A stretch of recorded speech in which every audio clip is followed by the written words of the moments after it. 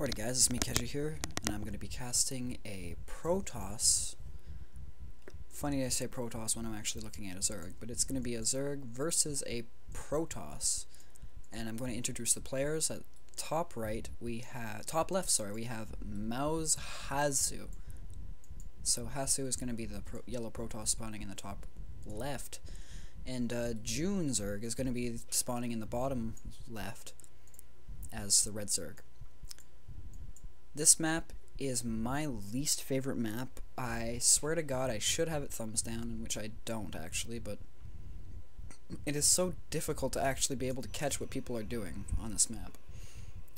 It's just like, I can't scout properly on this map, and when my scout actually does reach the base, it's just so awkward actually. If you can look at my mouse right now, just walk around these little angles to get into the base and all those shenanigans and all of that. And then your third right here is completely unguarded. I mean, you can destroy down those rocks and just easily attack a third. And you have two bases right in the... two golds right in the middle. So really, this map just favors so much of a... I don't know, I just really don't like this map at all. But nonetheless, we do see a gateway going down from mouzHasu, probably going to be blocking off that entrance just in case some form of Zerglings come through. We do see a 15 hatch about to go down for JuNe Zerg. I'm pretty sure that's going to be a 15 hatch. Yes, that is a 15 hatch. And from then on, he's just actually going to be saving up his minerals for a 14 spawning pool. We also see another pylon going down quite early for mouzHasu, and an assimilator. So he's going to get a cybernetics core, and he is going to block off, I think. And just give enough room for one zealot to be able to block that off. He's saving up his chrono boost for something. I'm not completely sure what that's going to be, but seems like he's going to send 3 guys on gas immediately. Build a cybernetics core, and yes, that zealot is going to be able to block off that extra entrance. I don't think either player actually knows where each other is at this moment. Second expansion about to go down pretty soon. He's now at 17 supply, is going for a fast expand, no gas, so he's going to have very good early economy. It's sort of a form of the Ice Fisher, except very different. I think it's very different from this point on. Not completely sure, but we'll see. So he does have the zealot blocking up the entrance. The second assimilator is going down. He's saving up his chrono boost for something. Probably for that warp gate technology, which he should be researching right now. Or not at all. Okay. He's going for some form of build that I've never seen before. There we go. Now we see the warp gate technology finally going down right as all these drones are transferring to the second expansion for the natural expansion of JuNe Zerg. I think the players do know where they are at this point. 4 lings out on the field can easily scout if he's unsure already. Let's see. Yeah, he doesn't even see him where he is. All that actually, mouzHasu has a very good scout compared to JuNe Zerg. He does see a few stalker and his zealot have been in engagement right in the middle of the map. There's a pause right there, but that's not going to delay these gamers at all. Two spine crawlers going down and 2 overlords sitting in the main, just trying not to get sniped by that stalker, which is going to happen unless he has really good micro. That queen is gonna go down. If he doesn't get enough lings out to counter this push, that queen is gonna go down. But we do see the lings are trying to go in for a surround. Sends the zealot there. The zealot is gonna go down, and then this is just easy pickup for the stalker, so it's not that big of a deal. But however, we do see a reinforcing stalker coming in the back. Killing an overlord is gonna completely destroy it without JuNe ever actually realizing what's gonna happen. But lucky, it actually got up onto the high ground before Mouz was actually allowed to see what was going on. Was allowed to kill it. The 2 spine crawlers are up now. Oh, but bad placement.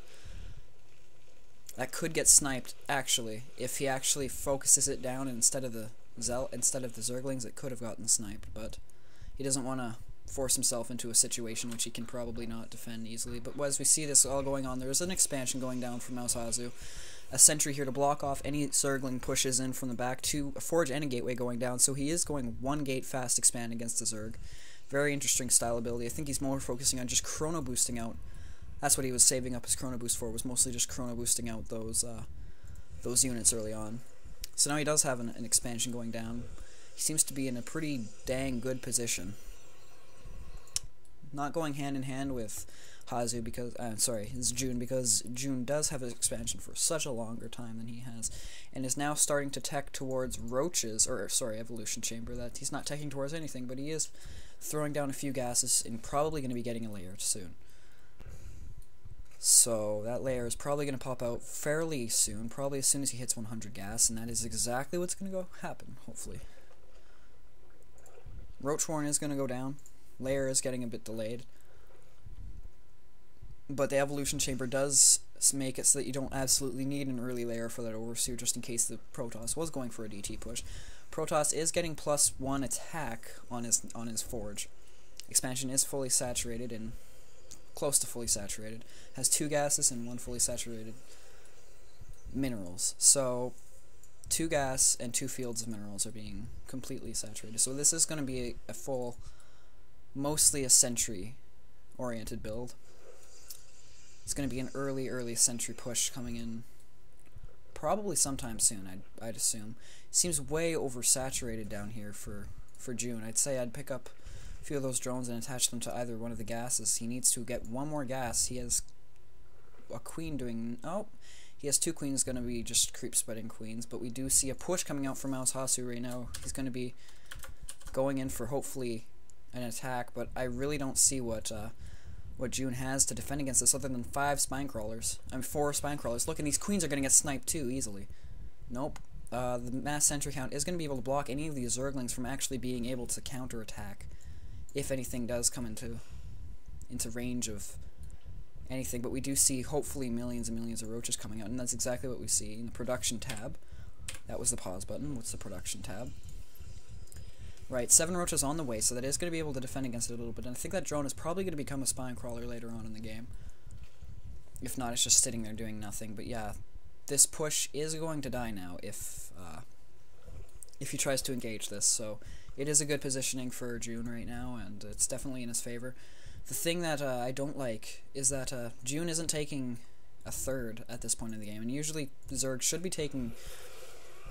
Those are great force fields. Blocking off the creams and actually sandwiching the zealots into the... not letting the roaches escape from all these incoming zealots. And what you're probably going to see is actually... Nope, there was enough spine crawlers to actually back that up, especially with the transfuses from the queen to be able to actually defend against that push. So I don't think that it was in mouzHasu's favor quite as much as I thought it was going to be. He's actually throwing down another spine crawler just in case there's a push, but a million zerglings are just coming out right now, 12 in production still, and that's going to easily void against these stalkers, sentries, and zealots, especially with the spine crawlers. Spine crawlers are just doing so much damage at this point. It's almost ridiculous. And what we see happening here, he's now got a gas. He's fully saturating that gas. I don't see any other tech other than a robo bay, and he's getting like Unmortal or 2. And what do we have up here? We have a robotics base, so yeah, that's about it. He's going to continue the pressure, even though he knows he's outmanaged. He's may be able to snipe like an overlord or 2, somehow get an advantage that way, supply advantage. Do see him retreating right now. He killed the spine crawlers. Sorry, not the spine crawlers. He killed the... What are the creep tumors? He killed the creep tumors, so there's not going to be much creep spread heading over towards his base. He does have 1 immortal on the field right now. Not going for any other upgrades other than +1 attack at this point. Even with the... even though it hasn't gone live, I think players should be trying to practice getting more upgrades, because they're going to be doing it a lot when the patch goes live for Protoss Forge upgrades. When they become all of a sudden very much a lot cheaper, getting those +2 and +3 upgrades. It's gonna help Protoss a lot in their matchups. We do see a lot of I can't speak. We do see a lot of Mutalisks coming out on the field, which is actually going to be a great counter to this big push coming in right now from Hasu, because these Mutalisks are just going to be able to go in the back and destroy everything, seeing as how there is no defense at all, except he's sacrificing so many lings right here compared to what he had before. This is almost ridiculous. This is going to be horrible, except for the fact that I just completely missed the Mutalisk Harask, which destroyed so many... Hold on, I'm actually going to count these heroes right here. Let's see how much. 1 kill, 0 kills, 1 kill, 0 kills. Okay, it doesn't look like they actually killed way too much. but better than nothing, I'd say. And he is going to kill this proxy pylon and throw down a third. So we see that these opponents are actually on par with each other pretty much this entire game.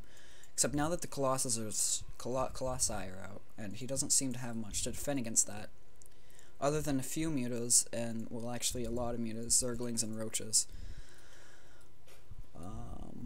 He has so many Overlords just stacked up in his base. I prefer to have mine usually surrounding the map, just in case I can see if he has taken a third or something of the sort. But as you, or seeing as you, like, see if any expansions go down, and he is going to try to engage this with the Mutalisk, he is going to